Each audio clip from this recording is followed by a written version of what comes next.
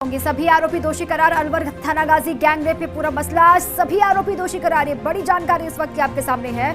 अंदर सुनवाई शुरू हो चुकी है, सभी जो आरोपी हैं वो दोषी करार हो चुके हैं। अब इंतजार किया जा रहा है कि सजा का ऐलान क्या होगा, क्या सजा मिलेगी।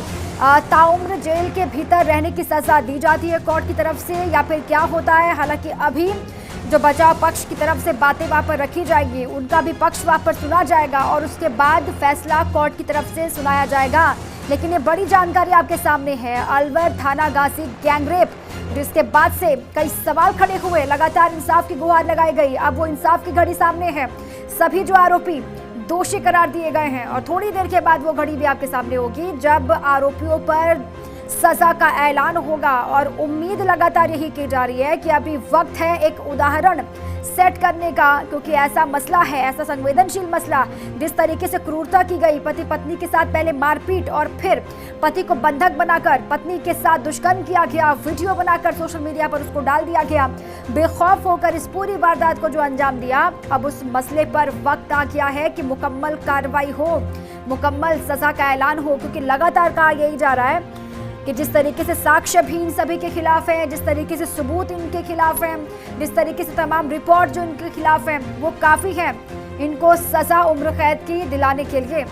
और लगातार मेरे सहयोगी अश्विनी भी वहाँ से आपको पल पल की अपडेट दे रहे हैं, कोर्ट के भीतर क्या कुछ हो रहा है, इसको लेकर जानकारी आप तक अश्विनी पहुँचा रहे हैं। अश्विनी, कोर्ट के अंदर क्या जो बचाव पक्ष की तरफ से आपने कहा और जैसे कि वकील ने भी कहा कि आखिरी एक मोहलत मिलती है बचाव पक्ष को कि वो अपनी बात रखें, वो क्या चाहते हैं उनकी बात को भी एक बार सुना जाए, तो क्या अंदर लग रहा है कि इनके बैकग्राउंड के बारे में भी कोई बात कही जा सकती है क्या, क्योंकि किस बैकग्राउंड से आते हैं और पहले ऐसी धाराओं में इनकी संलिप्तता जाहिर हुई है क्या इन सब चीज़ों को लेकर भी अंदर बातचीत या फिर अपनी बात रख सकते हैं बचाव पक्ष के जो वकील हैं?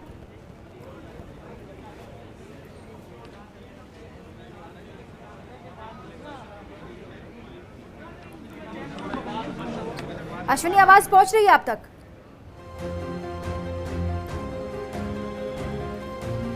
चलिए, लगातार कोशिश आप तक जानकारी पहुंचाने की हम कर रहे हैं, क्योंकि कोर्ट के भीतर सभी आरोपी हैं। जज ने सुनवाई शुरू कर दी है और आखिरी बार बचाव पक्ष के जो वकील हैं उन सभी को भी सुना जाएगा। क्या तैयारी के साथ वो आए हैं वो भी कोर्ट के भीतर देखना होगा। हालांकि पहले ही जब फर्स्ट इंडिया ने बचाव पक्ष के वकीलों से बात की थी तो वकीलों ने साफ तौर से, हालांकि ये नहीं कहा लेकिन दबी जुबान में ये ज़रूर कहा कि अब जो होना था वो हो गया है, अब बहुत देर हो चुकी है।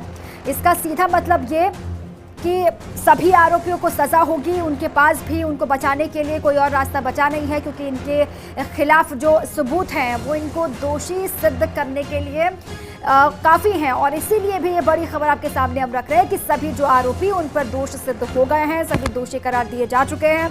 और थोड़ी ही देर के बाद, क्योंकि ज़्यादा लंबा वक्त नहीं लगेगा, पहले ही बहस जो है वो पूरी हो चुकी है, आज फैसले की घड़ी है। हालांकि आखिरी मोहलत दी गई है, उसके बाद जैसे ही सुनवाई पूरी होगी और तुरंत फैसला सामने होगा। और जो फैसला आएगा सबसे पहले आपके सामने हम रखेंगे, क्योंकि इस पूरे मसले को लेकर 2019 में जिस तरीके से पूरा मामला उठा, जिस तरीके से स्थानीय प्रशासन की एक तरीके से लापरवाही भी इसमें उजागर हुई, पीड़ित परिवार की तरफ से, पीड़िता की तरफ से कई बार एसपी से गुहार लगाई गई, तब जाके एसपी ने मई 2019 में मुकदमा दर्ज किया और उसके बाद पूरा मामला उजागर हुआ।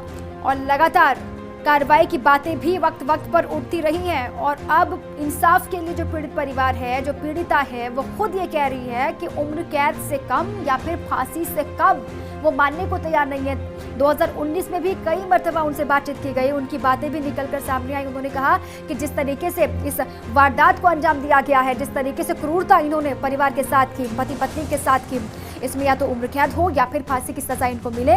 कई दफ़ा उनकी तरफ से यही कहा गया।